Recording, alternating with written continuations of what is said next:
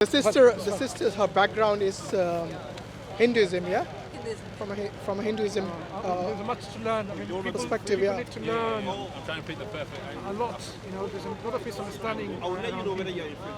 So would you still consider yourself to be a Hindu? No, You don't? no. Okay, is there a reason you left that particular belief? No, I just don't overall believe in the concept of religions in the sense that I don't want to be told by books or something like that to how to live my life. Okay, fair enough. But we live in a society. So someone is ultimately going to tell you how to lead your life. For example, if you wanted to have a driving license, yes, I in mean, this of country course. or any country, you will be specifically told the do's and the don'ts. You'll be specifically told the do's and the don'ts, yeah? So someone is always going to tell you, because we are living in a society. We Yes. don't live in some cave where we have our own rule or our own, say in everything. Yes. No, what I mean is do and don't do in my personal life. I don't mean in harming others or anything like that. I would rather believe my emotional guidance system or my instinct rather than a book. Okay. But let me ask you this. Have you ever been wrong in your personal subjective Yes, of guidance course. guiding Yeah. system? And I learn. I Yeah, do but- make mistakes, right? Yeah, That's but this is called trial and error. yeah. So what you're doing is you're constantly learning through your experience, Yes. and that is not the optimum way to lead your life, is it? Because the reason for that is, what if you make a decision and that is going to be something jeopardizing either your life or somebody else's life? Yeah? What are you I going to mean, do then? Because if you're going to base everything on trial and error, that is a possibility, right? Yeah, I mean, if you have enough people to support you, get you through that, it's not that bad, right? Enough people to support you. Yeah. But what if those people all have their own understanding of what is good and what is bad? Yeah, Which- no, I which mean, might not be in there sync with for yours. you while you get through that, correct that error. Okay, If you have people supporting, if you have people loving you, right. isn't that good enough? Well, I'm not sure about that because, like I said, people can give you lots of opinions and their opinions can be wrong. Just Yeah, like no, your not opinion might be opinions, wrong, just my being opinion might be there. wrong. Yeah. Yeah, so you see, what I'm saying is that if there is an objective truth, then we need to all be agreeing with that. So how do we find if something is objectively right or not? Where we all can agree that yes, this is something that we axiomatically believe to be morally right or morally wrong. Who decides that ultimately? If everyone has their own subjective understandings, then you can never come to an objective reasoning, can you?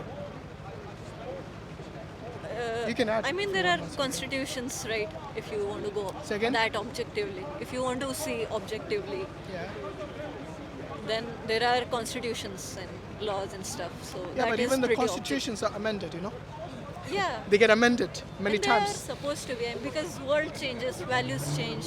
Okay, let me give you an example of constitution. In the United States, according to the constitution, they have the right to carry guns. Yeah. If you were an American, Yeah. would you abide by the constitution or would you be against it? Against it. Why? You just I don't mentioned feel- constitutions are there. Yeah. And so according to you, I mean, the question I asked you was about objective truth. But now you straight away said, no, I'll be against this constitution Yeah. because it doesn't agree with your morals. And I Yeah. agree with you. Yeah. According to the morals, everybody shouldn't have the right to carry guns. Yeah. Because there are many irresponsible people, and we know from the history of America. In fact, every year, the amount of people that die from gun violence over there is probably more than some wars that have been fought in history. Yeah? And this is clearly wrong. Yes. So that's what I'm saying. So what is the objective truth that you would come to I in mean, a society? what would In be a such society. complicated questions? Say again? I mean, do you have examples of any complicated questions? Complicated. Because it's not that hard to see objective truth, right? But I it mean- is. I just showed you an example. I mean, of for the gun me violence. it's not. For me, it's clear that I don't want to believe. Okay, so for you, everything is clear. I mean, not everything, but what I'm trying to say is, do we have such complicated issues? Okay, give me an example of objective truth which people agree with you. Give me. Give me one. Hurting others is bad. Okay, what Killing does that others is bad. what does that mean, hurting others? Let me give you an example about hurting and killing people. Do you agree that every war is wrong? Yeah. You believe every war is wrong? Yeah. So if somebody comes and attacks your country, would you fight back or would you just sit back?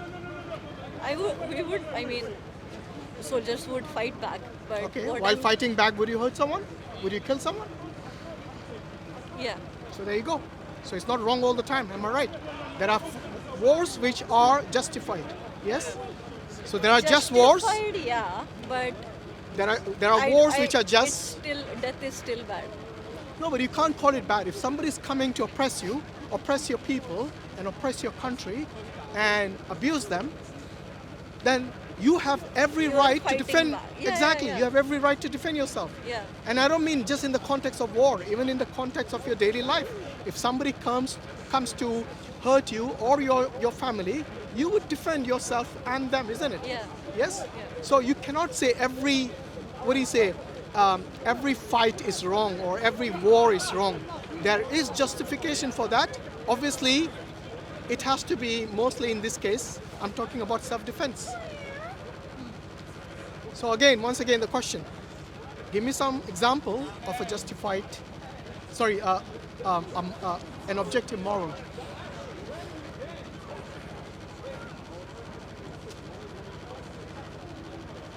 Sorry, who was attacking who, if I may ask? I just got in. Self-defense. Rape? Self-defense.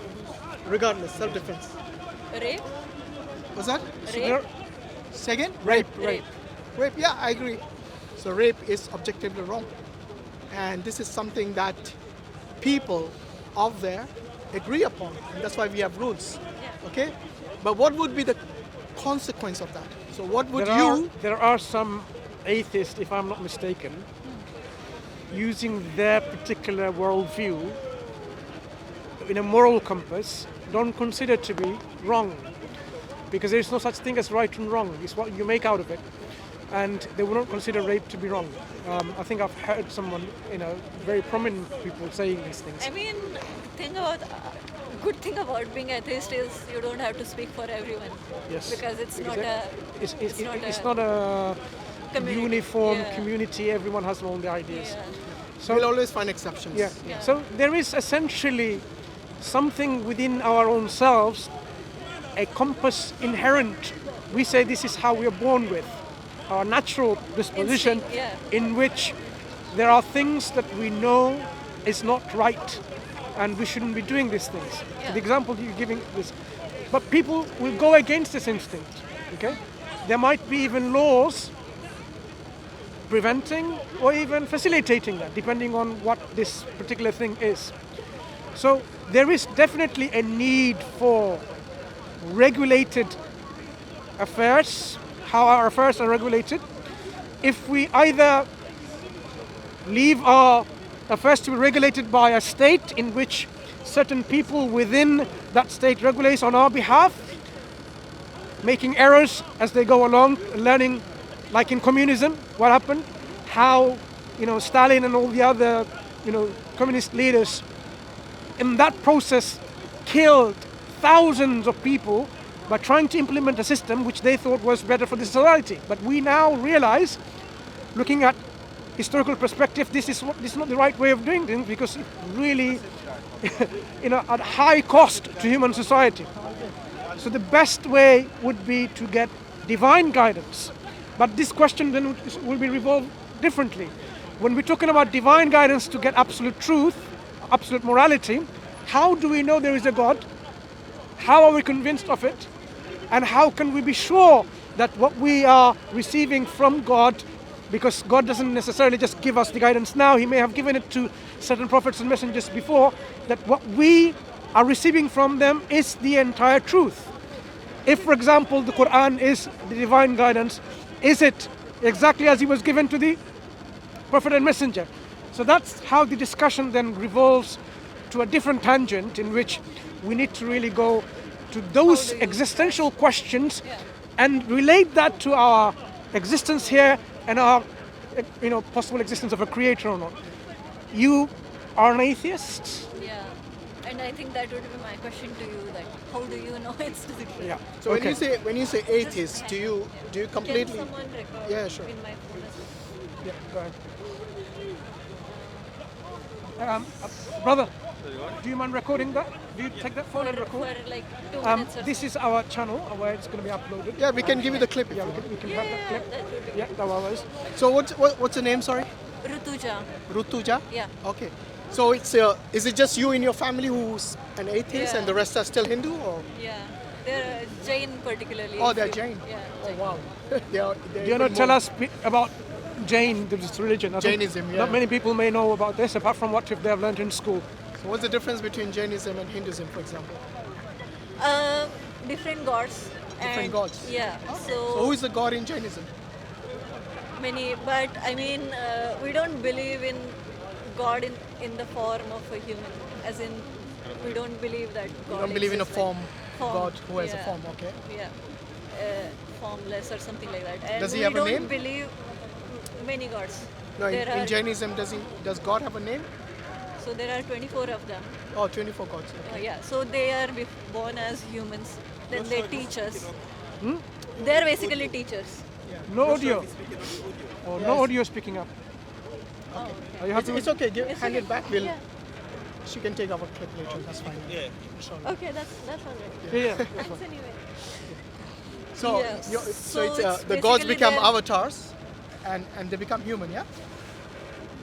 Yeah, I mean, yeah, sort of. They are human and then they become teachers, and then when they die, we call them God.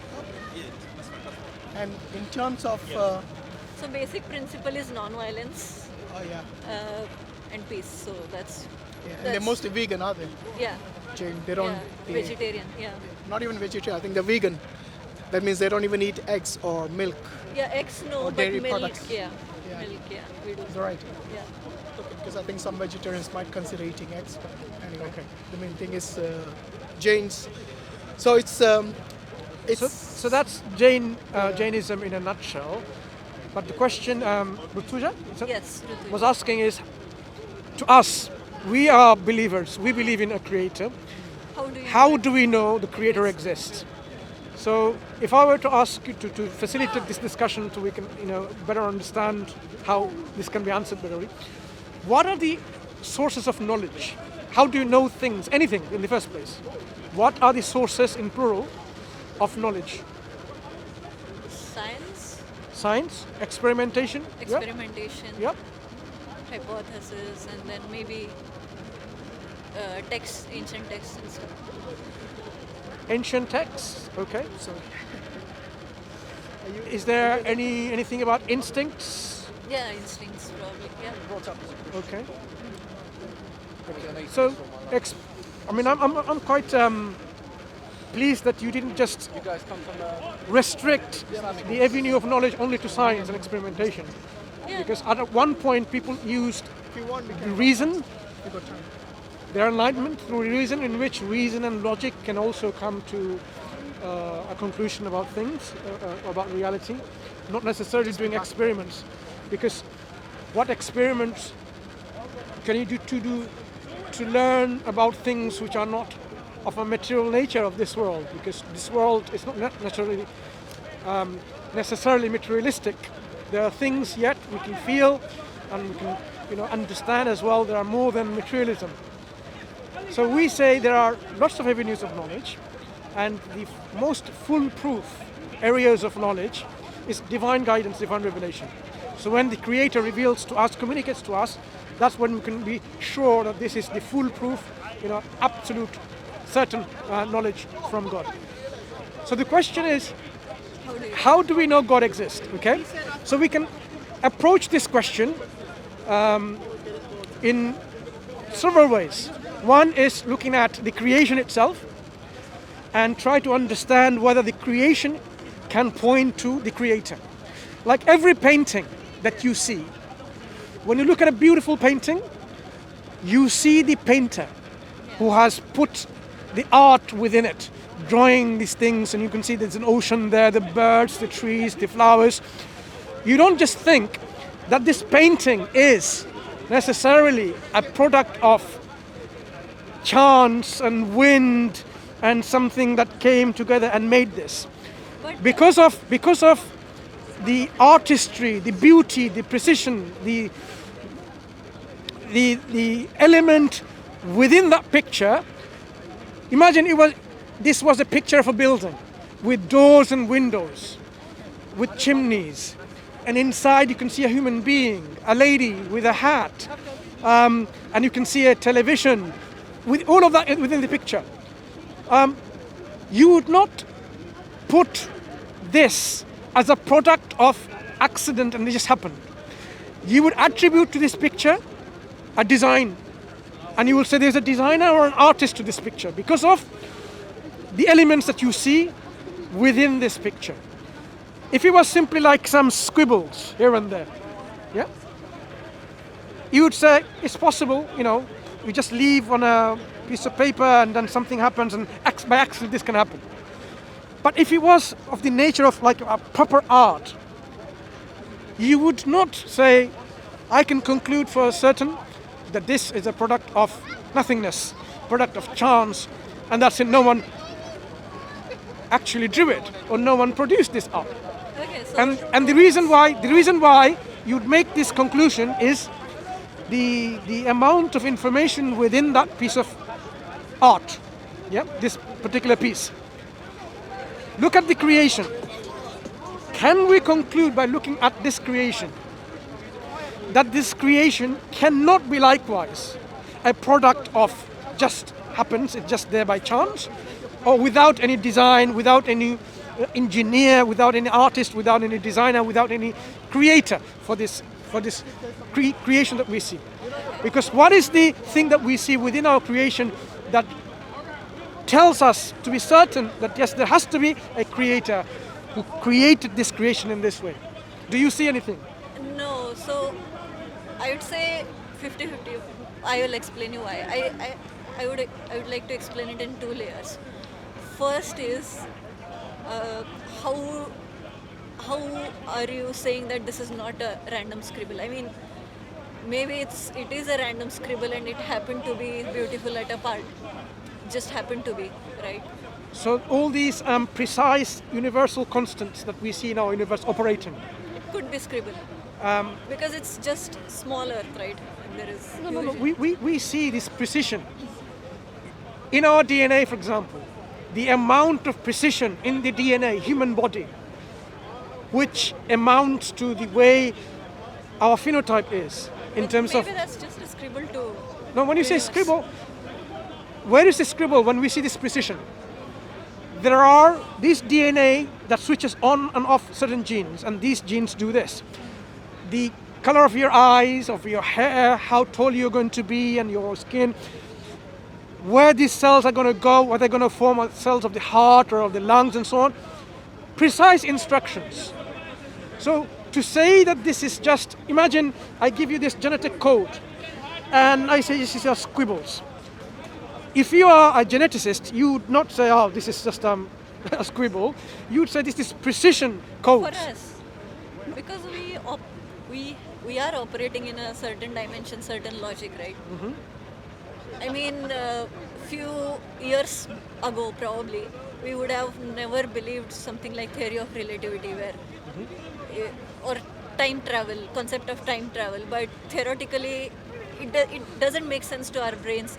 It's hard to imagine a world where light speed is different, or things like that. So for us, when we say logic, it's very limited logic, right? I mean, it's hard for us to imagine how there is a planet without gravity, how we would operate. So there are things beyond our imagination as well, right? So when we try to put it, that's what I'm saying about the religion, is that when you try to stick to religion, it's almost as if saying this is how things work. This is how But it is. that's religion giving us instructions. But when it comes to this question about God's existence, as I said, there are various ways we can approach this. One, as I said, looking at the creation. Let me give you another example. Okay. If I give you a piece of paper Yeah. in which I say, dear, what's your name again? Rutuja. Rutuja. Dear Rutuja, it was a pleasure meeting you on a Sunday in Speaker's Corner. And it was so cold, we wish we had more layers and clothes and so on and so forth. and we discussed many things about Jainism. We talked about the existence of creator, and we talked about the paint and the painter. We talked about the genetic code which determines our phenotype. Mentioned all of this, and we hope that we can meet again. And I just signed my name, Mansur. What's the date today? 19th of December. Right. In that piece of paper, you received this through the post. Would you consider this is just scribbles by chance? No. What eliminates these being scribbles? Details. Details. Yeah. Right. So it's not just A, B, C, D, F1, A, Yeah, B, structure. whatever. Yeah. They're not random letters Yeah. and numbers. Yeah. They are arranged in such a way, they demonstrate certain patterns, and within these patterns, they demonstrate meaning. So this is the highest level of complexity. Yeah. Some So it's not. intelligence behind it. So this complexity, which gives us meaning, we say yes, intelligence behind it. Yes. The genetic code or the universe with its laws is like this. It's not scribbles, but these are precise, organized in a particular pattern which gives us meanings, which gives instruction. The genetic code is a language itself, which gives instructions which are meaningful. More complex, more organized than my basic letter that I may have posted to you. So, but you said it's a scribble, and yet I would consider this to be one of the highest level of complexity, in which there is meaning. It's a code. It's a coding itself. Like in a coding language, in language of computers, for example, you have all these codes, which has a program. Would you say it came by itself? Would you say these are If you scribbles? saw a computer code, say written in C language or C++ language, Yeah. the language I would- itself, Yeah. it's, you know, there's some intelligence behind it. Yeah. Yeah? But You no. wouldn't say it came by itself, would you? Yeah, yeah, yeah. Of course not. Of course not. Whereas It this came- DNA is much more complex than any coding language out there, any code out there. Do you agree? So how can something more complex you say came by chance? I'm not saying you're saying that, but what would you say originated that? I mean, it was years and years of. Yeah, even years and Evolution. years, you see, ultimately you'll have to end up somewhere, right? It must have an origin, unless you're saying it's eternal, which can't be really. I mean, even if it is origin, what is your concept of God? I mean, Say again? even if it has a origin, Yeah. let's say it has an origin. Origin means, look, there are two types of origin. One is it has been caused or uncaused. Now, as believers, we believe that God is uncaused. No one caused him to come into existence. Yes? Whereas he causes everyone to come into existence. So he's the one who causes or creates the creation or brings them into existence, whereas he himself is not caused. So if I were to ask you, okay, not only the DNA, not only you and me, not only this park here, not only the earth here and I would say the entire universe, do you think it came by itself? Do you think someone created it? Or do you think it was always there? I would say I don't know. I mean, I don't know who created it or what. Okay, That's so what let's- I'm saying. yeah, let's How try are you to- saying for sure that's not Yeah, created? fair enough. Let's try to eliminate the impossibilities. So if I were to ask you, I mean, second, how we are trying to contain this knowledge of universe with our logic and with our philosophy and we stuff. have to. That's all we got. Why? I mean, Because why our can't logic, we leave the chance that maybe not. no, our logic and our rationality is all we got. For you and me to ask these critical questions, we rely on our logic. But we can leave that space, right? Maybe not. No, it's not. Look, if I were to tell you that did nothing cause this universe? Maybe. Does nothing exist? Nothingness. Maybe. Nothingness. Does it exist? There is dark matter, right? Almost nothingness. That's not nothing though. So It's something. let's define the terms first. What is nothingness? Nothing. Absolutely. Say again? Nothing. I mean, Nothing is absence. nothing. Absence. Absence of everything. Everything. Yeah. So let's say, yeah, that's a good definition. So nothingness is the absence of everything.